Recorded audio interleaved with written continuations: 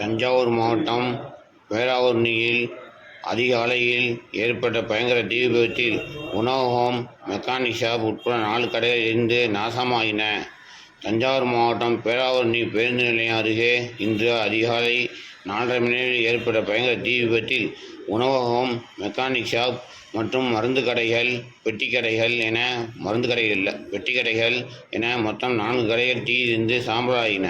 சம்பவம் குறித்த விவரம்: பேராவூரணி பேருந்து நிலையம் அருகே மணிகண்டன் என்பவருக்கு சொந்தமான மணி மெஸ் என்ற உணவகம் செயல்பட்டு வருகிறது. இந்த உணவகம் அதிகாலையில் 4:30 மணியளவில் உணவகத்தில் சமையல் பணிக்காக ஆயத்த வேலைகள் நடைபெற்று கொண்டிருந்தன. அப்போது எதிர்பாராத விதமாக உணவகத்தில் தீ பற்றியது. கண்ணியமிக்கும் நேரத்தில் தீ மளமளவென பரவி அங்கிருந்த சமையல் எரிவாயு உருளை சிலிண்டர் பலத்த சத்தத்துடன் வெடித்து சிதறியது. சிலிண்டர் வெடித்ததால் ஏற்பட்ட தீப்பம்புகள் அருகில் இருந்த கடைகளுக்கு வேகமாக பரவின.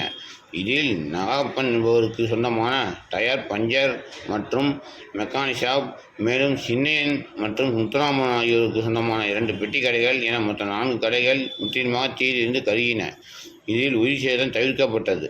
தீ விபத்து ஏற்பட்டவுடன் உணவகத்தில் பணியிருந்த சமையலர் உடனடியாக அந்த இடத்தை விட்டு வெளியேறியதால் பெரிய உயிர் சேதம் தவிர்க்கப்பட்டது. இதையடுத்து தீயணைப்பு பணிகள் மேற்கொள்ளப்பட்டன. தகவல் அறிந்த தீயணைப்பு பணிகள், பேராவூரணி மற்றும் அறந்தாங்கி தீயணைப்பு துறையினர் நீண்ட நேரம் போராடி தீயை அணைத்தனர். தீ விபத்து காரணமாக பேருந்து நிலையத்திற்கு பேருந்துகள் வந்து செல்வதில் தற்காலிக பாதிப்பு ஏற்பட்டது.